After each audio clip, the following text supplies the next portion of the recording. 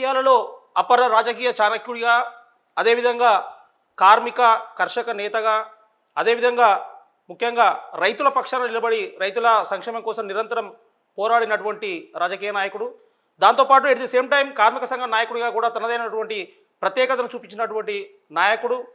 అదేవిధంగా తొలిదశ తెలంగాణ ఉద్యమానికి సంబంధించినటువంటి రాజకీయ అపర చాణక్యుడు సీనియర్ నేత మర్రి చెన్నారెడ్డి గారి దగ్గర పనిచేసిన అనుభవంతో పాటు మలిదశ ఉద్యమ నాయకుడు కేసీఆర్ దగ్గర కూడా పనిచేసేటటువంటి అరుదైన అవకాశం దక్కించుకున్నటువంటి రాజకీయ అపర చాణక్యుడు గొంగిడి మహేందర్ రెడ్డి గారు అనే మనకు పేరుంది. గొంగిడి మహేందర్ రెడ్డి గారితో ఈరోజు మనము ప్రత్యేకంగా వారిని ఇంటర్వ్యూ చేయాలనేటటువంటి ఉద్దేశంతో ఇక్కడికి రావడం జరిగింది. ఎట్లా ఉంది ఇన్ని ఏళ్ళ మీ రాజకీయ జీవితంలో ఎట్లా అనిపిస్తుంది? ఇంత జర్నీని మీరు చూసిరు, అనేక ఆటుపోట్లు, అనేక రకాల ఇబ్బందులు, సమస్యలు ఎదుర్కొంటూ ఇక్కడి వరకు వచ్చిరు, మీకు ఎట్లా అనిపిస్తుంది? చాలా సంతోషంగా ఉన్నామండి. హనుమంత్ గారికి మొదలు మీ టీవీ ప్రేక్షకులకు, మీకు, మీ యాజమాన్యానికి నా యొక్క హృదయపూర్వకమైన నమస్కారాలు. చాలా సంతోషంగా ఉన్నాం. గత 40-50 సంవత్సరాల నుంచి రాజకీయాల్లో ఉన్నాం. నా రాజకీయ జీవితం మరి ఆనాడు ఉన్నటువంటి మాజీ ముఖ్యమంత్రి డాక్టర్ మర్రి చెన్నారెడ్డి గారు దగ్గర పిఆర్గా పనిచేసేటువంటి అవకాశం మరి భువనగిరి మాజీ శాసనసభ్యుడు కొమ్మిడి నరసింహారెడ్డి గారు కల్పించారు. వారు మాకు దగ్గరి బంధువు, మా చిన్నాయన అవుతారు.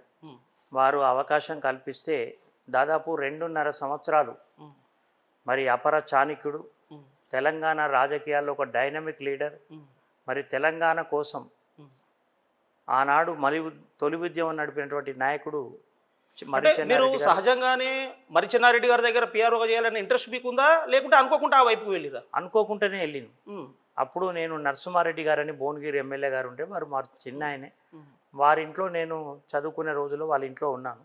నా గ్రాడ్యుయేషన్ పూర్తి చేసే సమయంలో అప్పుడు మర్రి చెన్నారెడ్డి గారు పంజాబ్ గవర్నర్గా రాజీనామా చేసి హైదరాబాద్ వచ్చినారు.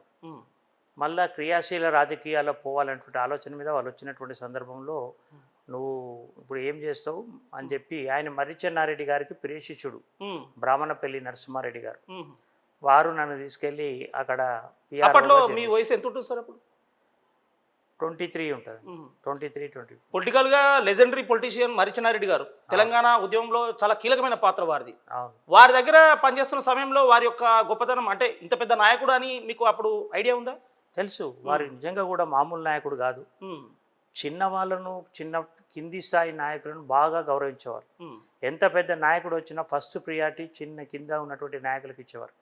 నిజంగా కూడా వారు చాలా గొప్ప మనిషి. అటువంటి డైనమిక్ లీడర్, తెలంగాణలో డైనమిక్ లీడర్. మరి అటువంటి నాయకుని దగ్గర నేను 2.5 సంవత్సరాలు పనిచేయడం అనేది నాకు భగవంతుడు ఇచ్చినటువంటి అవకాశం. అది నిజంగా కూడా వారి దగ్గర చాలా నేర్చుకున్నాను. అసలు వాస్తవంగా చెప్పాలంటే నేను రాజకీయాలకు రాకముందే, రాజకీయాలంటే నేను ఈ ఫీల్డ్లోకి వస్తున్నానో లేదో తెలియదు కానీ మా నాయనగారు అయితే నన్ను లాయర్ చేయాలనుకున్నాడు. ఆయన ఆలోచన ఏంటంటే ముగ్గురం మీరు న్యాయవాద వృత్తిలోకి వెళ్ళాలనేది మీ నాన్నగారు. ఎందుకు అని అంటే మా పెద్దన్నయ్య ఇంజనీరు, రెండవ అన్నయ్య డాక్టర్, మూడోడు నా చిన్నోడు మావోడు లాయర్గా ఉంటే బాగుంటుందని చెప్పి ఆయన ఆలోచన. కానీ నన్ను అటు మర్రి చెన్నారెడ్డి గారి దగ్గర రాజకీయాలు చూసిన తర్వాత మరి నిజంగా కూడా కాంగ్రెస్ రాజకీయాల వైపు మిమ్మల్ని అనుకోకుండా మర్రి చెన్నారెడ్డి గారి దగ్గర తీసుకుపోవడం జరిగింది. కానీ సహజంగానే నేను ఇదైతే బాగుండును అని మీకు ఏదైనా లక్ష్యం ఉందా ఆ టైంలో, మీరు విద్యార్థి దశ ఉన్న సమయంలో? విద్యార్థి దశలో అప్పుడు మొదటేం లక్ష్యం లేదు. ఇప్పుడు మీ నాన్నగారికి మీరు న్యాయవాది అయితే బాగుండు అనిపించింది, మీకు ఏమైతే బాగుండు అనిపించింది? నేను రాజకీయాల్లో వారిని చూసిన తర్వాత రాజకీయాల్లో అటువంటి నాయకత్వం, ఒక డైనమిక్ లీడర్గా ఉండాలా అనే ఆలోచన అయితే వచ్చింది. లీడర్గానే ఉండాలనేటువంటి ఆలోచన ఆన్నే కలిగింది. వారిని చూసిన తర్వాత కలిగింది. వారే నాకు స్ఫూర్తి. డాక్టర్ మర్రి చెన్నారెడ్డి గారే నాకు స్ఫూర్తి. మీరు పనిచేసిన 2.5 సంవత్సరాల కాలంలో మర్రి చెన్నారెడ్డి గారి దగ్గర గుర్తించినటువంటి ప్రత్యేకత ఏంటి? అసలు మిమ్మల్ని బాగా ఆకర్షించినటువంటి విషయం ఏంటి వారి దగ్గర? ఒకటే అండి, వారు భోజనం చేసేటప్పుడు వారి కింద పనిచేసే వాళ్ళందరినీ కూడా బ్రేక్ఫాస్ట్లో అందరిని కూర్చుని పెట్టుకొని తినేటువంటి ఓ గొప్ప మనిషి. కింది స్థాయి వాళ్లకు ఎక్కువ ప్రియారిటీ ఇచ్చేది. ఎవరైనా కలవడానికి వస్తే క్రింది స్థాయి నాయకులను మొదలు కలవడం, అపాయింట్మెంట్ ఇవ్వడం, ఉమ్. తర్వాత పెద్ద నాయకులు వస్తే వాళ్ళని కూర్చుని పెట్టడం, వెయిట్ చేయించడం అనేది జరిగేది. అది నాకు బాగా నచ్చింది. ఉమ్. ఎందుకంటే వారు కార్యకర్తలను కానీ కింది స్థాయి నాయకులను చాలా గౌరవిస్తారు. ఉమ్. అదొక వారి ప్రత్యేకత. ఉమ్. అది నేను నేర్చుకున్నా అక్కడ. ఉమ్. అది వారికి ఇప్పుడు ఉన్నదే. తొలి తెలంగాణ ఉద్యమానికి తొలిదశ తెలంగాణ ఉద్యమంలో కీలకమైన పాత్ర వహించినటువంటి లెజెండరీ పొలిటీషియన్ మర్రి చెన్నారెడ్డి గారు పనిచేసినటువంటి మీరు మలిదశ తెలంగాణ ఉద్యమంలో కేసీఆర్ దగ్గర కూడా స్టార్టింగ్ నుంచి మీరు పనిచేయడం జరిగింది. ఈ ఫీలింగ్ ఎట్లా అనిపిస్తుంది మీకు? ఆ అదృష్టం నిజంగా కూడా ఎవరికైనా ఉండదు. ఎందుకంటే ఇది చాలా అరుదైన అవకాశం అనుకుంటా. ఇప్పుడు మలి ఉద్యమంలో నేను చాలామంది నాయకులు చూసాం. కేసీఆర్ నాయకత్వంలో అనేక మంది లీడర్లు అయినారు, మంచి మంచి లీడర్లు అయినారు. కానీ భగవంతుడు నాకు ఇచ్చినటువంటి శ్రీ లక్ష్మీనరసింహస్వామి వారు నాకు ఇచ్చినటువంటి అవకాశం ఏంటంటే తొలి ఉద్యమ నాయకుడి దగ్గర డాక్టర్, అది మళ్ళీ డైనమిక్ లీడర్ డాక్టర్ మర్రి చెన్నారెడ్డి గారు, ఆయన మామూలు మనిషి కాదు. వారి దగ్గర రాజకీయ ఓనమాలు నేర్చుకొని నేను 87లో రాజకీయాలకు వచ్చిన. అది ఆ నుండి తర్వాత కూడా కాంగ్రెస్ పార్టీలో పనిచేసిన. దాదాపు 15-16 సంవత్సరాలు కాంగ్రెస్ పార్టీలో వారి చెన్నారెడ్డి గారి స్ఫూర్తితోనే మరి కాంగ్రెస్ పార్టీలో 15 సంవత్సరాలు పనిచేసిన. కాంగ్రెస్ పార్టీలో కూడా నేను 11 సంవత్సరాలు యాదగిరిగుట్ట మండల కాంగ్రెస్ అధ్యక్షునిగా చేసిన. ఇంత సుదీర్ఘ కాలంలో పనిచేసినటువంటి వ్యక్తి ఎవరు కూడా లేరు. 11 సంవత్సరాలు ఏకదాటిగా, మరి 88 నుంచి 99 వరకు. అంటే అప్పట్లో మీకు పోటీ ఎవరు లేరా? అంత కాంపిటీషన్ లేదా? లేరు. నన్ను చేసిన తర్వాత జిల్లాలో చక్కెలం శ్రీనివాసరావు గారు వారు నాకు రాజకీయ గురువు మొదలు జిల్లా వరకు. సరే, మర్రి చెన్నారెడ్డి గారి దగ్గర ఓనమాలు నేర్చుకున్నా, జిల్లా రాజకీయాలకు వచ్చే వరకు నేను చక్కెలం శ్రీనివాసరావు గారు పంతులు గారి నాయకత్వంలో పనిచేసినటువంటి వ్యక్తి. వారు కూడా పెద్ద గొప్ప నాయకుడు, మీకు తెలుసు వారి గురించి. మన జిల్లాలో శాసించినటువంటి వ్యక్తి. కాంగ్రెస్ పార్టీని ఆనాడు కమ్యూనిస్టులు తోని పోరాటం చేసి కాంగ్రెస్ పార్టీని నిలబెట్టినటువంటి వ్యక్తి చక్కెలం శ్రీనివాసరావు గారు. మరి వారిని ఇవాళ ఎవరు కూడా ఈ కాంగ్రెస్ నాయకులు మర్చిపోతున్నారు. ఆ రోజు కమ్యూనిస్టుల కంచుకోటలు ఉండే ఇక్కడ. మరి వాళ్ళని ఎదుర్కోవాలంటే కాంగ్రెస్ పార్టీకి కూడా చాలా సమస్యలు ఉండే. అయినా కూడా దాన్ని ఎదుర్కొన్నటువంటి గొప్ప నాయకుడు చక్కెలం శ్రీనివాసరావు గారు. అదే నాకు నచ్చింది. ఆ రోజు చక్కెలం శ్రీనివాసరావు గారు జిల్లా అధ్యక్షునిగా ఉన్నప్పుడు నన్ను యాదగిరిగుట్ట మండల కాంగ్రెస్ పార్టీ అధ్యక్షునిగా ఎన్నుకోబడినాను నేను. అందుకే ఒక 10-15 సంవత్సరాలు కాంగ్రెస్ పార్టీలో ఉన్నారు. 15-16 సంవత్సరాలు 15-16 సంవత్సరాలు ఉన్నారు. 15-16 సంవత్సరాల సుదీర్ఘ సమయం, అది చాలా తక్కువ. దాంట్లో 11 సంవత్సరాలు నేను మండల కాంగ్రెస్ పార్టీ అధ్యక్షునిగానే ఉన్నారు. మరి జిల్లా అధ్యక్షునిగా కూడా వారు చక్కెలం శ్రీనివాసరావు గారు ఉన్నప్పుడే నేను పార్టీ అధ్యక్షునిగా అయినా. కాకపోతే రాజకీయాల్లో మీరు ఇంత సుదీర్ఘ కాలం మీరు కాంగ్రెస్ పార్టీలో ఉన్న మీరు అకస్మాత్తుగా తెలుగుదేశం పార్టీలోకి ఎందుకు వెళ్ళాల్సి వచ్చింది? అది కూడా చెప్తాను. ఎందుకంటే అప్పుడు ఉన్నటువంటి పరిస్థితిలో కాంగ్రెస్ పార్టీలో 2 వర్గాలుగా ఉండే, పురుషోత్తం రెడ్డి వర్గం, చక్కెలం శ్రీనివాసరావు వర్గం. నేను చక్కెలం శ్రీనివాసరావు వర్గంగా ముద్రపడిన తర్వాత దాంట్లో పురుషోత్తం రెడ్డి గారు కొంత మా మీద ఇబ్బందులు కలిగించిన మాట వాస్తవం.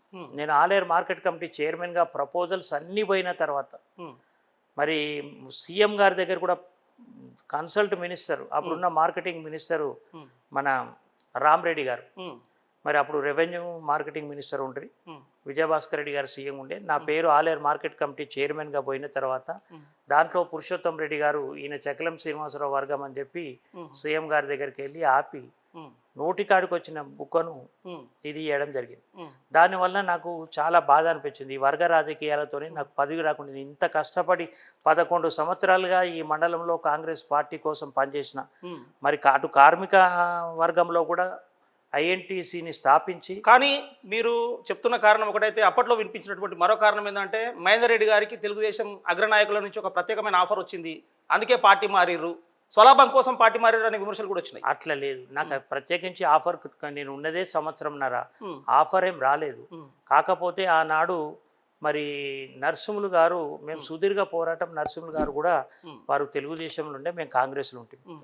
సరే, వారు కాంగ్రెస్లోకి రావడం, వచ్చిన తర్వాత అప్పుడే కాంగ్రెస్ నుంచి పోటీ చేసిన డాక్టర్ నగేష్ గారు మరి తెలుగుదేశం పోయే సందర్భంలో ఆయనకు మాకేం పదవులు రాలే.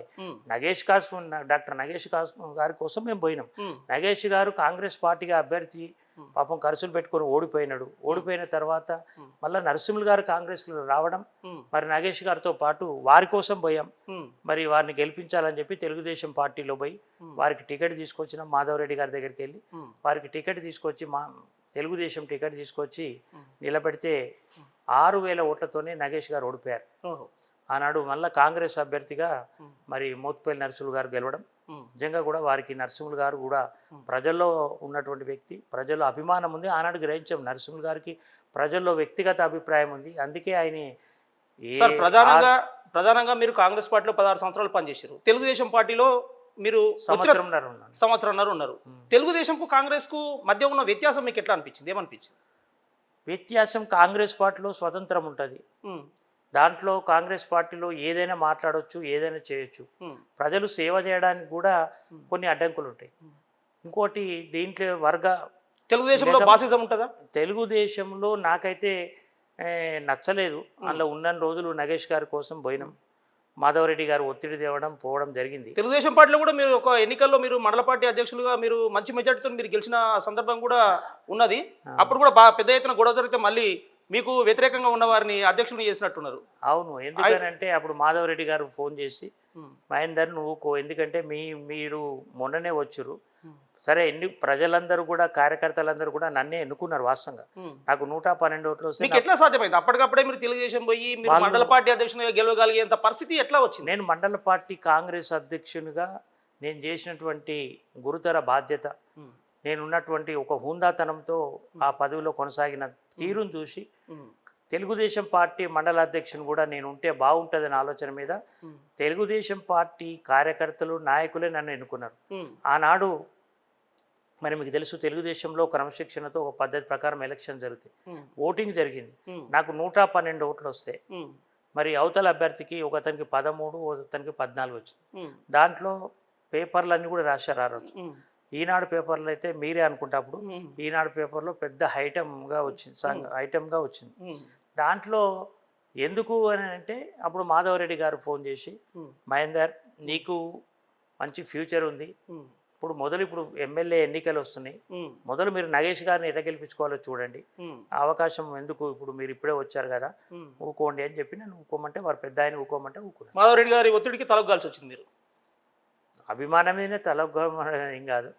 ఇక మాకు ముందు నగేష్ గారు మెజార్టీతో గెలిచి మీకు పార్టీ అధ్యక్ష పదవి ఎందుకు వదులుకోవాలనిపించింది? ఇప్పుడు మేము ముందు మా టాస్క్ నగేష్ గారు ఎమ్మెల్యేగా ఎన్నిక కావాలనుకుంటే మేము ఇవన్నీ పెద్ద విషయం కాదు పదవి అనేది. సరే నేను 11 సంవత్సరాలుగా మండల కాంగ్రెస్ అధ్యక్షుని చేసిన, 9 అధ్యక్షుని కాకపోయినా మెజార్టీ 112 ఓట్లు వచ్చినాయి నాకు. అయినా నేను నగేష్ గారి కోసం ఆనాడు వదులుకున్నాను. మలిదశ తెలంగాణ ఉద్యమంలో కేసీఆర్ గారు టీఆర్ఎస్ పార్టీని ప్రారంభించిన తర్వాత మీరు ఆ పార్టీలోకి వెళ్ళడానికి దారి తీసిన పరిస్థితులు ఏంటి? మీరు ఎట్లా అక్కడికి చేరుకోగలిగారు?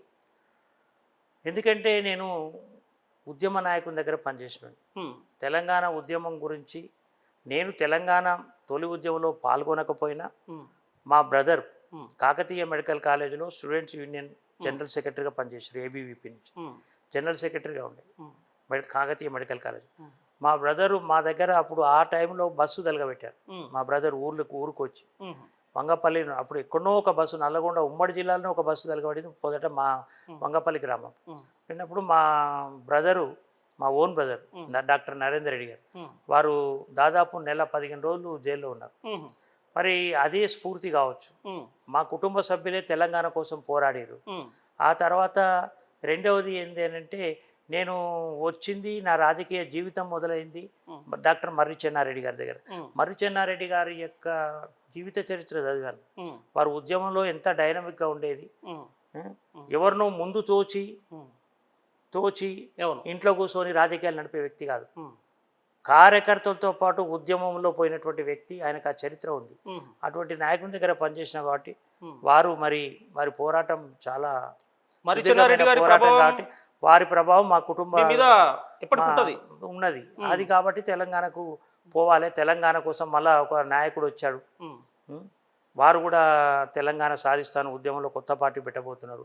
ఆ పార్టీలో చేరడానికి మెయిన్ అదే నాకు దారి. చాలా మంది కూడా తమ భార్యలను తమ సతీమణిని రాజకీయాలకు తీసుకెళ్ళడానికి చాలా మంది ఇష్టపడరు. కానీ మీరు మీ సతీమణి రాజకీయాలకు తీసుకొచ్చారు. ఆ పరిస్థితికి దారితీసినటువంటి పరిణామాలు ఏంటి అసలు? ఎందుకు మీరు మీ సతీమణి రాజకీయాలకు తీసుకురావాలని అనుకున్నారు? అవును, మండలంలో అప్పుడు స్థానిక సంస్థల ఎన్నికలు వచ్చినాయి. స్థానిక సంస్థల ఎన్నికలు వచ్చినప్పుడు యాదగిరిగుట్ట మండలంలో మరి రిజర్వేషన్స్లో జనరల్ మహిళకు ఎంపీపీగా అవకాశం వచ్చింది. నాకు అవకాశం రాలేదు ఆనాడు. అవకాశం వచ్చుంటే నేనే ఎంపీపీ అయ్యేవాడిని. కాకపోతే ఏంటంటే అందరూ ఆ రోజు ఉన్నటువంటి మా కార్యకర్తలు, మా అభిమానులు అందరూ కూడా, మీరు సుదీర్ఘ రాజకీయ అనుభవం ఉంది, 20 సంవత్సరాలుగా కాంగ్రెస్ పార్టీకి సేవ చేసిరు, ఈ మండల ప్రజలకు సేవ చేసిరు, కాబట్టి మీరు ఖచ్చితంగా ఈ మండల ప్రజా పరిషత్ నాయకత్వం వహిస్తే బాగుంటుందని చెప్పారు. ఆ సందర్భంలో నాకు అవకాశం రాలేదు. జనరల్ లేడీకి వచ్చింది. అప్పుడు మా శ్రీమతి గారిని ఒప్పించి మెప్పించి రాజకీయాలు తీసుకొచ్చి నిలబెట్టి అప్పుడు ఎంపీపీగా ఎన్నికయ్యారు. సుందరెడ్డి గారు ఇష్టపూర్వకంగానే వచ్చారా లేకుంటే మీ ఒత్తిడి మేరకు వచ్చారా రాజకీయాల్లోకి? కొంత ఒత్తిడి చేసిరు. మీ కుటుంబ సభ్యులు అందరూ అంగీకరించారా? ఓకే బాగుంటుందని అన్నారా? ఎందుకు రాజకీయాల్లోకి మహిళలు వెళ్ళడం అని అన్నారా? అట్లేం లేదు. నేను కొంత ఆమెకు ఇష్టం లేదు రాజకీయాల్లో. అప్పుడు జాబ్ చేసేది, మంచి జాబ్లో ఉండే. అవును, జాబ్ చేస్తున్నటువంటి సుందరెడ్డి గారు రాజకీయాల్లోకి వచ్చి ఎందుకు నువ్వే రాజకీయాలు ఉన్నావు, ఇన్ని సంవత్సరాలు ఏమీ సంపాదించలేదు, ఏం చేయలేదు, ఉన్న ఆస్తులన్నీ ఓడగొట్టుకున్నావు, నేనెందుకు ఇంకా అని చెప్పి ఒక కండిషన్ మీద వచ్చింది. జాబ్ చేస్తున్నటువంటి సుందరెడ్డి గారు రాజకీయాల్లో కండిషన్ పెట్టింది. ఈ స్థాయిలో ఎదుగుతారు, వారి దగ్గర ఇంత టాలెంట్ ఉందని మీరు అప్పట్లో ఊహించారా? ఊహించలేదు కానీ, అంతా ఊహించలేదు కానీ, కాకపోతే ఆమె ఒక కండిషన్గా వచ్చింది. ఏమన్నదంటే, ఇన్ని సంవత్సరాల నుంచి రాజకీయాల్లో ఉన్నావు, కాంగ్రెస్ పార్టీలో వర్గ పోరుతోనే నీకు ఏ పదవి రాకుండా పోయింది, మార్కెట్ కమిటీ వచ్చి నోటి బుక్క కాడికి వచ్చినటువంటిది ఎత్తిపోయింది వర్గ రాజకీయాలతో. మరి ఆ విధంగా తెలుగుదేశం పార్టీలో కూడా అన్యాయం జరిగింది. మరి ఇటువంటి పరిస్థితుల్లో ప్రజలందరూ, కార్యకర్తలందరూ 112 ఓట్లతోని మెజార్టీతో నిన్ను గెలిపిస్తే నిన్ను కాకుండా చేసిరు. మరి రాజకీయాల్లో ఇన్ని సంవత్సరాలు నువ్వు ఉన్నావు కాబట్టి నిన్ను మరి ఎందుకు నువ్వు ఇంకా ఏమి పదవులు వస్తలేవు మీకు అనేటువంటి దాని మీద ఏమన్నదంటే, నువ్వు రాజకీయాల్లో ఉండి ఏమీ లాభం, కాబట్టి ఎన్ని రోజులు సేవ చేసుకుంటూ పోతావు, నీ లైఫ్ అంతా అల్లే పోతుంది కదా అని చెప్పి మా మేడం ఏమన్నారంటే, నేను ఒక కండిషన్ పెట్టారు, నేను రాజకీయాల్లోకి రావాలి, ఎంపీపీగా నిలబడాలి, ఎంపీటీసీగా నిలబడాలి, కండిషన్ మీదనే రాజకీయాల్లోకి వచ్చింది. యాస్ అని, ఒకవేళ నేను గెలిస్తే రాజకీయాల్లో ఉందాం, ఎంపీటీసీగా నేను గెలిచి రాజకీయాల్లో ఉంటాం, ఒకవేళ నేను ఓడిపోతే నువ్వు రాజకీయాలు నువ్వు కూడా విరమించుకోవాలి, మనం రాజకీయాలు విరమించుకొని మనం ఇద్దరం హైదరాబాద్లో జాబ్ చేసుకుని ఇంకో రకంగా వ్యాపారం చేసుకుని జీవనం గడుపుదామనే కండిషన్ మీద వచ్చింది. వచ్చిన తర్వాత నిలబడ్డది. రిజర్వేషన్లో యాదగిరిగుట్ట టౌన్ నుంచి నిలబడ్డది. మా వంగపల్లి బీసీ రిజర్వేషన్ అయింది. వంగపల్లి టౌన్లో మన యాదగిరిగుట్ట టౌన్లో నిలబడింది. ఎంపీటీసీగా బ్రహ్మాండమైనటువంటి మెజార్టీతో ప్రజలు గెలిపించారు. నా మీద ఉన్న అభిమానంతో ఆ రోజు వారు కొత్త చాలా యాక్టివ్గా తిరిగింది, యాక్టివ్గా ఉన్నది. అప్పుడు చాలా యాక్టివ్గా ఉన్నది కాబట్టి అమ్మాయిని కూడా చూశారు ఆ రోజు చిన్న వయసులో. చూసి యాదగిరిగుట్ట ప్రజలు మంచి ఆదరణతో 450 ఓట్ల మెజార్టీతో ఎంపీటీసీ గెలిచింది. గెలిచిన తర్వాత చదువుకున్నటువంటి వ్యక్తి, మంచి సహనం ఉన్నటువంటి వ్యక్తి, యాక్టివ్గా ఉన్నది. రాజకీయాల్లో ఈమె ఉంటే బాగుంటుందని మా పార్టీ కేసీఆర్ గారు, మా అధిష్టాన వర్గం జగదీశ్వర్ రెడ్డి గారు, ఆ రోజు విజయసింహారెడ్డి గారు జిల్లా ప్రెసిడెంట్ ఉండే, వారందరూ కలిసి మాకు ఎంపీపీ అవకాశం ఇచ్చారు. నాయన నరసింహారెడ్డి గారు కూడా.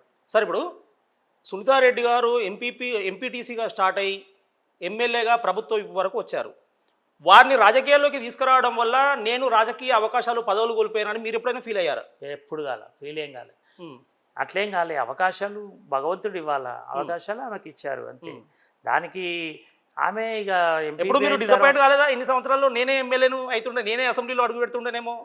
అట్లేం లేదు, అదేం నాకేం ఆశలు ఏం లేవు. సరే, ఇప్పుడు ఈ టాపిక్ వచ్చింది కాబట్టి దీనికి రిలేటెడ్గా ఒక క్వశ్చన్ ఉంది, అడుగుతా. ఎందుకంటే గత ఎన్నికల్లో మీరే ఎమ్మెల్యేగా చేద్దామనే ఆలోచనతో ఉన్నారు, కానీ సునీతారెడ్డి గారు కూడా ఒప్పుకోలేదు. ఈ విషయమై మీ ఇద్దరి మధ్య గొడవ జరిగిందని చెప్పి అప్పట్లో బాగా విపరీతంగా ప్రచారం జరిగింది. ఇది వాస్తవం కాదంటారా? పడని వాళ్ళు చేసినటువంటి ప్రచారం. నేను ఎన్నడూ కూడా పోయిన ఎన్నికల్లో నేను నిలబడతాను కేసీఆర్ గారి దగ్గర కానీ, మా జిల్లా నాయకత్వం దగ్గర నేను ఎక్కడ కూడా ఎవరిని అడగలేదు. నిప్పులేందే రాదంటారు కదా.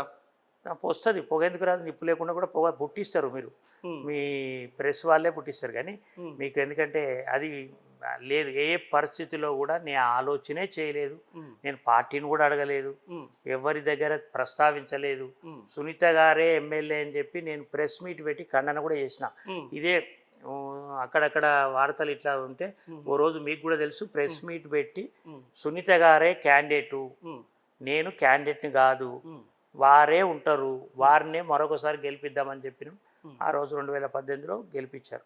అటువంటిది ఏం లేదు, నేను అనుకోలేదు. బయట జరుగుతున్నటువంటి ప్రచారం కానీ మీ అభిమానుల్లో ఉన్నటువంటి ఒక అభిప్రాయమే కానీ ఏమున్నది అంటే, మహేందర్ రెడ్డి గారు ఇంత సుదీర్ఘకాలం రాజకీయాల్లో ఉన్నారు, ఖచ్చితంగా వారికి అసెంబ్లీలో అడుగు పెట్టాలనే ఆలోచన ఉంది.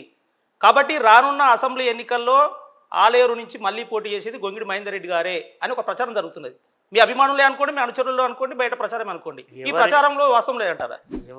ఎవరు అసెంబ్లీలో అడుగు పెట్టాలి అనేది ముఖ్యంగా భగవంతుని యొక్క రాత ఉంటుంది. మీకుందా అసెంబ్లీలో అడుగు పెట్టాలి ఒక్కసారి జీవితంలో? ఎవరికైనా ఉంటుంది, మీకు కూడా ఉంటుంది. అంటే మీరు వచ్చేసారి ఖచ్చితంగా మీరు అసెంబ్లీ బరిలో నిలుస్తున్నట్టే లెక్క. నేనేం లేదు. సరే, మా పార్టీ ఏది నిర్ణయిస్తే దాని ప్రకారం పోవాలి. ఇంకోటి ఏంటంటే, ఏదైనా రాత ఉండాలా, అసెంబ్లీకి పోవాలని ప్రతి ఒక్కరికి ఉంటుంది. ఆ రాత మీకు ఉందని మీరు అనుకుంటున్నారా? నేనేం అనుకోవడం లేదు. అది భగవంతుడు ఇవ్వాలి ఆ రాత.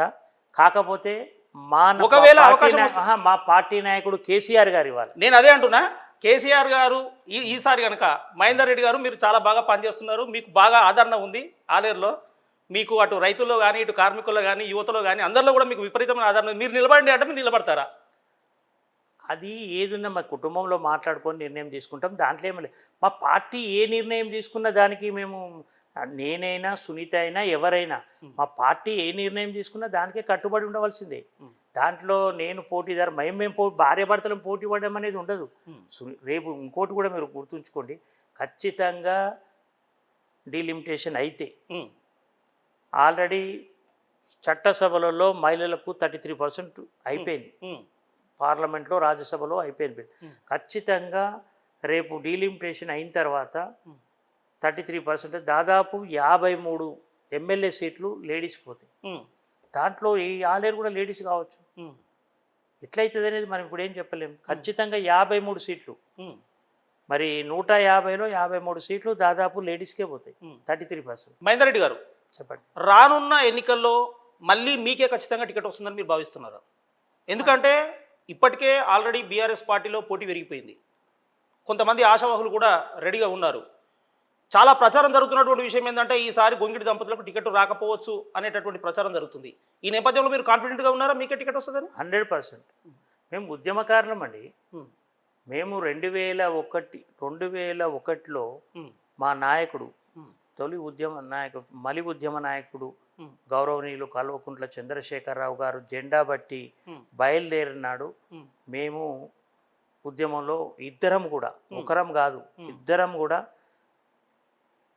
రోజులకు తరబడి పార్టీ కోసం వేరే జిల్లాల ప్రచారాలకు ఇన్ఛార్జీలకు, బై ఎలక్షన్స్ వస్తే ఇన్ఛార్జీలుగా పోయినాం. అనేకమైనటువంటి ఆటుపోట్లు తిన్నాం ఉద్యమంలో, అనేకమైనటువంటి కేసులు కూడా నమోదైనాయి మా మీద. మరి ఆనాడు రకరకాల ఆర్థిక ఇబ్బందులు కూడా ఎదుర్కొన్నాం పార్టీ కోసం.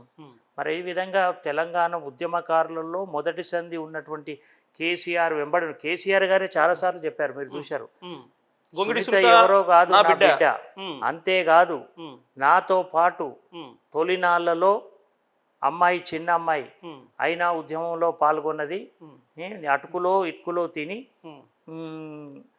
నాతో పాటు ఉన్నది, ఆ రోజు ఉద్యమంలో పాల్గొన్నటువంటి ఉద్యమ నాయకురాలు చెప్పారు, అనేక సందర్భాల్లో చెప్పారు. కానీ అదే అవకాశం కేసీఆర్ ఎప్పుడు కూడా ఉద్యమకారులను మర్చిపోరు. ఈ రోజు పూటకో పార్టీ మార్చేటువంటి వ్యక్తులు మనం చూస్తున్నాం. టీఆర్ఎస్ వలన గెలిచి దొంగలు 10 మంది శాసనసభ్యులు పార్టీ మారిపోయారు. అటువంటి అవకాశం ఇవ్వరు కేసీఆర్ గారు. ఎవరైతే మీరు పార్టీ మారిరు అని అన్నారు కాబట్టి అక్కడ ఒక పాయింట్ వస్తుంది. మరి గతంలో బీఆర్ఎస్ అధికారంలో ఉన్నప్పుడు కాంగ్రెస్ పార్టీ ఎమ్మెల్యేలను మీ పార్టీలో చేర్చుకున్నారు, అది కరెక్టే అంటారా? చేర్చుకున్నారు, అప్పుడేమో విలీనమైంది, పార్టీలో చేర్చుకోలేము. ఆ పార్టీ మొత్తం ఎల్పీ మొత్తం లెజిస్లేటివ్ పార్టీ మొత్తం విలీనమైంది. విలీనమయ్యే పరిస్థితిని కేసీఆర్ గారు కల్పించారంటే కల్పించారంటే అది కల్పించారా కల్పించలేదంటే వాళ్ళందరూ ఒకసారి విలీనమయ్యారు. అంటే కానీ ఈ రోజు బీఆర్ఎస్ చేస్తే కరెక్ట్, కాంగ్రెస్ చేస్తే తప్పు. ఆ రోజు విలీనమండి, విలీనమైంది ఆ రోజు విలీనమైంది తప్పితే ఆ పార్టీ కాంగ్రెస్ లెజిస్లేటర్ పార్టీ కావచ్చు, తెలుగుదేశం లెజిస్లేటర్ పార్టీ పూర్తిగా విలీనమైంది. చట్టంలో ఆ వెసులుబాటు ఉంది. విలీనమయ్యేటువంటి లెజిస్లేటర్ పార్టీ 2/3 మెజార్టీ సభ్యులు వచ్చి విలీనం అయ్యేటువంటి అవకాశం చట్టంలో రాజ్యాంగంలో ఉంది. ఆ ప్రకారం విలీనం. ఈ రోజు ఒక్కొక్కరిని తీసుకుపోయి మరి 39 మంది సభ్యుల్లో 10 మంది పోయిరంటే అది ఎట్లయితుంది? సార్ ఇప్పుడు మీకు పార్టీ టికెట్ అనే అంశం కాడికి వద్దాం. మీరు అంటున్నారు ఖచ్చితంగా మేము ఉద్యమ కాలం నుంచి మేము కష్టపడి పనిచేస్తున్నాం, అనేక ఆటుపోట్లు ఇబ్బందులు ఎదుర్కొని కూడా మేము పార్టీని నమ్ముకొని ఉన్నాం, టికెట్ మాకే వస్తుందని మీరు అంటున్నారు. కానీ ఈక్వేషన్స్ మారి కేసీఆర్ గారు కనుక మీకు 2 సార్లు అవకాశం కల్పించిన ఈసారి మీరు ఊరుకుంటారా? ఖచ్చితంగా కేసీఆర్ గారి నిర్ణయమే శిరోధార్యం. మేము క్రమశిక్షణ గల బీఆర్ఎస్ పార్టీ కార్యకర్తలం. నేనైనా మా మేడమైనా దాంట్లో ఎలాంటి అనుభవం లేదు. పార్టీకి కూడా ఆ విషయం తెలుసు. మేము ఉద్యమకారులం. గత 24 సంవత్సరాలుగా ఉద్యమంలో పాల్గొనేటువంటి వ్యక్తులం. ఆనాడు ఉద్యమ కాలంలో 14 సంవత్సరాలు సుదీర్ఘ పోరాటం చేసినాం. అనేకమైనటువంటి ఆటుపోట్లు తలిగినాయి. కేసీఆర్ గారు స్వయంగా చెప్పారు, మేము చెప్పుడు కాదు. ఆ తర్వాత ప్రభుత్వంలో కూడా ప్రభుత్వ విప్పుగా ఈ జిల్లాలో ఈ నియోజకవర్గంలో అనేకమైనటువంటి సంక్షేమ కార్యక్రమాలు, రానున్న ఎన్నికల్లో బీఆర్ఎస్ పార్టీ నుంచి టికెట్ రాకపోతే మీరు పార్టీ మారే అవకాశాలు ఉన్నాయని కూడా ప్రచారం జరుగుతుంది. అది ఎందుకై వస్తుందండి? మేము క్రమశిక్షణ కార్యకర్తగా 25 సంవత్సరాలు సుదీర్ఘంగా ఈ పార్టీలో ఉన్నటువంటి వ్యక్తం. నిన్న మొన్న వచ్చి ఇటు పోతాం అటు పోతాం అనే కాదు కదా. మేము ఎందుకు పోతాం?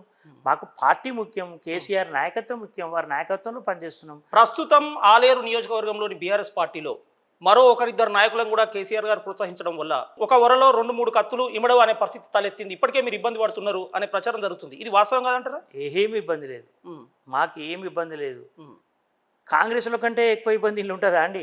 కాంగ్రెస్లో నేను పనిచేసిన సుదీర్ఘ పోరాటం. ఆ రోజు ఈ జిల్లాలో సుదీర్ఘ పోరాటంలో మీ కాంగ్రెస్లో ఈ జిల్లాలో మీరు చూసుకుంటే పురుషోత్తం రెడ్డి గారు చక్రం తిప్పిరండి జిల్లాను. అయినా మేము ఎక్కడ వనకలేదు, తనకలేదు. చక్రం శ్రీనివాసరావు గారి నాయకత్వంలో మహేందర్ రెడ్డి అనే వ్యక్తి పోరాటం చేసినాం. మేము ఎక్కడ ఎవరికి పదవుల కోసమో పోయి పురుషోత్తం రెడ్డి గారి దగ్గరికి నేను పోలా. ఇప్పటికీ వారు పురుషోత్తం రెడ్డి గారు, నేను మీకు చెప్తున్నాను, నేను చక్రం శ్రీనివాసరావు గారు శిష్యునిగా జిల్లా రాజకీయాల్లో ఉన్నప్పుడు నాకు మార్కెట్ కమిటీ చైర్మన్ ఇవ్వకపోయినా నోటికాడికి వచ్చింది అడ్డుకున్నా. ఆ రోజు పురుషోత్తం రెడ్డి గారు అడ్డుకున్నా, నేను ఎక్కడ కూడా ఏం మాట్లాడలే. సరే, అది ఒక భాగం. అయినా కూడా ఆనాడే పదవుల కోసం నేను ఎవరి దగ్గరికి పోలే. చాలామంది చెప్పారు. పురుషోత్తం రెడ్డి గారు కూడా నన్ను ఒకసారి మర్రి చెన్నారెడ్డి గారు యాదగిరి గుట్టుకు వచ్చిన సందర్భంలో నన్ను భువనగిరి డాబ్ బంగ్లాలో నా భుజం మీద చెయ్యేసి కొంత దూరం దాకా తీసుకుపోయి, నన్ను నమ్ముకో మహేందర్, నువ్వు ఎందుకు శ్రీనివాసరావు గారితో ఉంటున్నావు, నువ్వు ఏమి పదవి ఇంతవరకు రాలేకపోయిందని చెప్పి కూడా చెప్పారు. సార్, నేను నమ్ముకున్నా. నాకు చక్రం శ్రీనివాసరావు గారు ఆయన యొక్క సిద్ధాంతాలు, ఆయన యొక్క ఏమంటారు నిరాంబరత నాకు నచ్చింది. వారు డైనమిక్ లీడర్ కాబట్టి నేను వారి నాయకత్వంలో పనిచేస్తున్నా. నేను కాంగ్రెస్ పార్టీ కదా సార్ అని చెప్పిన. నేను ఆనాడే చెప్పగలిగిన. ఇవాళ నిన్న వచ్చినప్పుడు ఏదో మాట్లాడితే మహేందర్ రెడ్డి అటు పోతాడు ఇటు పోతాడు మాటలు వీళ్ళతో నేను నేర్చుకోవాల్సిన అవసరం లేదు. నాకంటే యాదాద్రి భువనగిరి జిల్లాలో ఇప్పుడున్న రాజకీయ నాయకులు నాకంటే సీనియర్ నాయకుడు ఎవరి పేరు చెప్పండి? నాకంటే సీనియర్గా 40 సంవత్సరాలు రాజకీయాలు చేసిన పేరు ఒకటి చెప్పండి. సీనియర్లను అవకాశాన్ని బట్టి పరిస్థితులను బట్టి సీనియర్లను కూడా పక్కన పెడుతున్నటువంటి పరిస్థితి లేదా బీఆర్ఎస్ పార్టీలో? లేదు. కేసీఆర్ గారు పక్కన పెడుతున్నారు కదా. ఉద్యమకారులం మేము. ఉద్యమకారుతో పాటు యాదాద్రి భువనగిరి జిల్లాలో మాకంటే సీనియర్ నాయకుడు ఎవరో చెప్పండి అని అడుగుతున్నా. 40 సంవత్సరాలు సుదీర్ఘంగా కాంగ్రెస్లో కావచ్చు, బీఆర్ఎస్ పార్టీలో కావచ్చు, సుదీర్ఘకాలంలో మాకంటే సీనియర్ నాయకులు ఈ జిల్లాలో ఎవరు ఉన్నారు? మీరు సీనియర్ కాదని అనడం లేదు, కానీ వచ్చే ఎన్నికల్లో పరిస్థితులను బట్టి అప్పుడు పరిస్థితులు వేరేగా ఉండొచ్చు కదా. పార్టీ కోసం ఏది మంచిదైతే కేసీఆర్ గారు నిర్ణయం తీసుకుంటారు. వారు ఏ నిర్ణయం తీసుకున్నా మాకు శిరోధార్యం అన్నాక ఇంకా సార్ ప్రధానంగా ఇప్పటికీ కూడా పార్టీ పరంగా జరుగుతున్న అనేక కార్యక్రమాల్లో మీరు మిగిలిన నాయకులతో ఒకరిద్దరు మీకు పోటీగా వస్తున్నటువంటి నాయకులతోని అంటీ ముట్టనట్టుగా ఉంటూ మీరు చాలా ఇబ్బందికర పరిస్థితిని ఎదుర్కొంటున్నట్టు కూడా ప్రచారం జరుగుతున్నది. ఇదే విషయాన్ని మీరు జిల్లాలో పార్టీ వ్యవహారాలు చూస్తున్న జగదీష్ రెడ్డి గారి దృష్టికి, కేటీఆర్ దృష్టికి కూడా అనేక సందర్భాల్లో మాకు ఒక విధంగా పోటీని పెడుతున్నారు, మాకు కొద్దిగా ఫ్రీనెస్ ఇవ్వండి అని కూడా మీరు అనేక సందర్భాల్లో చెప్పినటువంటి ప్రచారం జరుగుతున్నది. జగదీశ్వర్ రెడ్డి గారి దగ్గర కానీ కేటీఆర్ దగ్గర కానీ నేను ఎన్నడూ కలవలేదు, ఆ విషయాలు ప్రస్తావించలేదు. ఆ విషయమే నాకు ఆ భయమే లేనప్పుడు నేనెందుకు మేము ఉద్యమ నాయకులము, ఉద్యమకారులము, 24 సంవత్సరాలుగా ఈ పార్టీలో పనిచేస్తున్నటువంటి వారం. ఇటువంటి ఆటుపోట్లు చాలా చూసాం కాంగ్రెస్ పార్టీ నుంచి. దానికి మేము ఎన్నో ప్రలాభాలు ఎవరు వచ్చినా మేము ఎందుకు పోతాం పార్టీలో? మీకు ఇంకోటి కూడా తెలుసు, నేను ఒకటే చెప్తున్నా, పదవుల కోసం పోయేటువంటి వ్యక్తులం కాదు. ఇవాళ మీకు తెలుసు నేను టెస్కాబ్ వైస్ చైర్మన్గా ఉన్నాను. టెస్కాబ్లో 9 జిల్లాలకు 9 DCCB చైర్మన్లు ఉంటారు. మిగతా వాళ్ళు మేమిద్దరం చెప్తే టెస్కాబ్ చైర్మన్ రవీందర్ రావు గారు కరీంనగర్ జిల్లా వారు చైర్మన్, నేను వైస్ చైర్మన్, నల్గొండ ఉమ్మడి నల్గొండ జిల్లా చైర్మన్తో పాటు చైర్మన్గా వైస్ చైర్మన్గా నేను ఉన్నాను. నాకు రవీందర్ రావు గారి మీద అవిశ్వాసం పెట్టినప్పుడు అందరు కూడా నన్ను అడిగారు, నువ్వు రా, నువ్వు ఎందుకంటే నీకు సుదీర్ఘ అనుభవం ఉంది, కోఆపరేటివ్లో 40 సంవత్సరాలుగా ఉన్నావు, నువ్వు మొత్తం డిపార్ట్మెంట్ మొత్తం నీ పని చేసినంత కూడా అన్ని పదవులు కూడా ఒక సింగిల్ విండో చైర్మన్గా 6 పర్యాయాలు గెలిచి 40 సంవత్సరాలుగా నువ్వు సహకార రంగంలో నీకు మంచి అనుభవం ఉంది, వైస్ చైర్మన్ కూడా బాగా రాటు తేలినవు కాబట్టి నువ్వు కాంగ్రెస్లోకి రా, మేమందరం పోతున్నాం 7 చైర్మన్లం. వారు రమ్మంటే నేను పోలేదే. నాకు జిల్లా మంత్రి నుంచి కూడా అవకాశం అడిగారు, కానీ నేను ఒకటి ఇది ఇన్నాక మీరు చెప్పండి, వచ్చినా కూడా నువ్వే వైస్ చైర్మన్ ఉన్నావు, చైర్మన్ మీద అవిశ్వాసం పెడుతున్నావు, నువ్వు చైర్మన్గా నువ్వు రేపు వైస్ చైర్మన్ ఆటోమేటిక్ చైర్మన్ అవుతాడు, నువ్వు అదే కంటిన్యూ చేస్తాం రమ్మని చెప్పి కాంగ్రెస్ పార్టీ నుంచి ముఖ్యమైన పేర్లు చెప్పాను కానీ ముఖ్యమైన నాయకులు ఆఫర్ చేసిన నేను అదే ఆ మాట చెప్పగానే నేను వచ్చే ప్రశ్న లేదు. కేసీఆర్ గారు నాయకత్వం నేను నమ్ముకున్నాం. కేసీఆర్ గారు మమ్ములను ఇక్కడున్నో నీకు ఇంత పైకి తీసుకెళ్ళాడు. వారి ఆశయమే వారే మాకు లక్ష్యం. వారు ఏది చెప్తే గది చేసేవాళ్ళం. ఏ పరిస్థితుల్లో పార్టీకి కానీ కేసీఆర్ గారు కానీ ద్రోహం చేసే వ్యక్తులం కాదు. నాకు పదవులు ముఖ్యం కాదు, నాకు టెస్కాబ్ చైర్మన్ ముఖ్యం కాదు, నాకు అవసరం లేదని చెప్పిన కరాఖండిగా చెప్పినటువంటి వ్యక్తి మహేందర్ రెడ్డి. ఇక అంతకంటే ఎక్కువ కావాలండి. పదవుల కోసం నేను ఇవాళ పదవి కోసం ఆలోచన చేసేస్తే టెస్కాబ్ చైర్మన్ గా నేనే ఉంటా, టెస్కాబ్ చైర్మన్ గా వైస్ చైర్మన్ గా ఇన్ఛార్జ్ చైర్మన్ గా నేనే ఉంటుంటే ఇప్పటి వరకు కూడా. అయితే మహేందర్ రెడ్డి గారు అందరూ పోయారు, నేను పోయినా. గొంగిడి దంపతులకు ఒక ధైర్యం ఉంది. ఏం ధైర్యం అంటే రేపు పార్టీ టికెట్ వచ్చినా రాకున్నా, మీరు వేరే పార్టీలోకి వెళ్ళినా వెళ్ళకున్నా, ఇండిపెండెంట్గా నిలబడ్డా కూడా గొంగిడి దంపతులకు ఆలేరు నియోజకవర్గంలో ఒక ప్రత్యేకమైన స్థానం ఉంది. వారి వర్గం వారి అభిమానులు అంటూ పెద్ద ఎత్తున ఉన్నారు అనే ఒక మీకు ధైర్యం ఉంది. ఇంత వర్గాన్ని అంటే ఇంత మీ అభిమానుల్ని ఒక సపరేటు మహేందర్ రెడ్డి వర్గం అనే విధంగా సంపాదించుకోవడం మీకు ఎట్లా సాధ్యమైంది?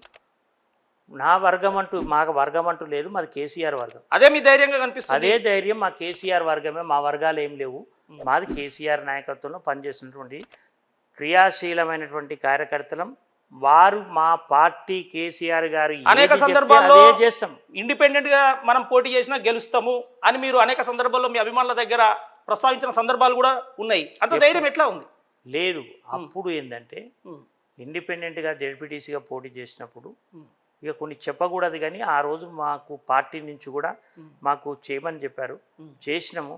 చేసి మేమేందో ప్రూఫ్ చేసుకున్నాం. మామూలు కాదు, ఒక్క మండలంలో 12,000 ఓట్లు ఇండిపెండెంట్గా సాధించినాం యాదగిరిగుట్టలో. మరి ఆనాడు మీకు అందరికి తెలుసు. నేను ఎందుకు చెప్తున్నాను, రాజకీయాల్లో రోజు రోజుకు వ్యతిరేక శక్తులు పెరుగుతాయి, కానీ మీకు ఇంతమంది అభిమానగణం మీకు ఎట్లా సాధ్యమైంది? గొంగిడి దంపతులు అంటే సుదీర్ఘంగా డైహార్డ్ ఫ్యాన్స్ ఉన్నారు, ఇది ఎట్లా మీకు సాధ్యమైంది? మేము పూర్తి సమయం మాకు వ్యాపారాలు లేవు, పూర్తిగా వ్యాపారాలలో లేము. పూర్తి సమయం రాజకీయాలకు కేటాయిస్తాం. వచ్చినటువంటి వాళ్లకు, మా ఇంటికి వచ్చినటువంటి వాళ్లకు దర్వాజా మూసిపెట్టాం. మేము ఎప్పుడు బారా దర్వాజా కుల్లా ఉంటుంది.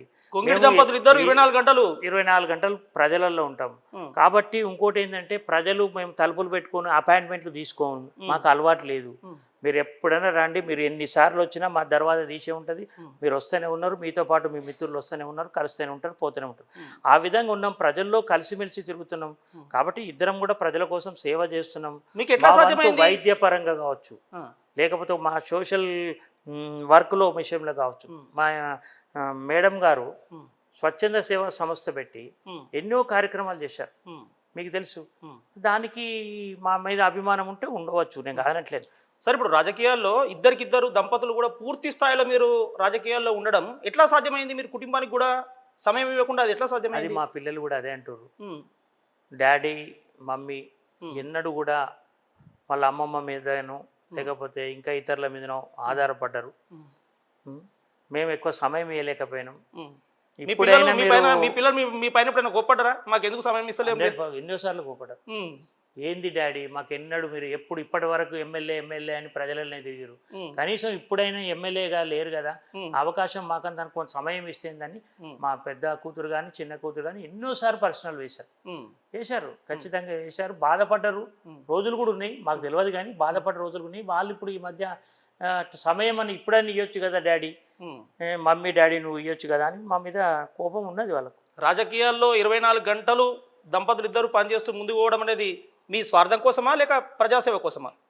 అంటే మీరేమంటారు? ప్రజలందరూ మా కుటుంబంలో నాకు 2 బిడ్డలు, ఆ బిడ్డలే కాదు ఈ ఆలయ నియోజకవర్గ బిడ్డలంతా కూడా ఈ నా కుటుంబ సభ్యులుగా భావించినాం కాబట్టి ఇద్దరం కూడా చెరో పక్క తిరుగుతుంటాం. ఒక్కరోజు 15-20 పెళ్లిళ్ళు ఉంటాయి. ఆమె ఒక 15 పెళ్లిళ్ళు అటెండ్ అయితే నేను ఒక 10 పెళ్లిళ్ళు అటెండ్ అవుతాను. ఆ విధంగా అందరి దగ్గరికి మంచి చెడుల దగ్గరికి కార్యక్రమాలకు పోతుంటాం. ఆలేరు ప్రజల సేవ కోసం మేము 24 గంటల రాజకీయాల్లో ఉన్నామని మీరు అంటున్నారు. కానీ మీ ప్రత్యర్థులు ఏమంటున్నారంటే గొంగిడి దంపతులు రాజకీయాన్ని వ్యాపారంగా మార్చుకొని సంపాదన కోసం వారు ప్రయత్నం చేస్తున్నారు అనే విమర్శలు కూడా మేము చేస్తున్నారు కదా. మీకు తెలుసు ఇవాళ నా ఆర్థిక పరిస్థితి ఏందో ఇప్పుడు చాలామందికి అర్థమైపోయింది. నేనేమి సరే పదవిలో ఉన్నప్పుడు విమర్శించే వాళ్ళు ఈర్ష్య మీద విమర్శిస్తారు. ఇప్పుడు ఎవరు ఏంది మహేందర్ రెడ్డి ఎంత నిజాయితీగా పనిచేసిండు, సునీత కూడా వాళ్ళిద్దరు భార్య భర్తలు కూడా ఎంత నిజాయితీగా పనిచేసారు. అధికారంలో ఉన్నప్పుడు వాళ్ళు ఏం సంపాదించుకోలేదు, ఇవాళ దివాళా తీసే పరిస్థితిలో ఉన్నారు చాలామంది.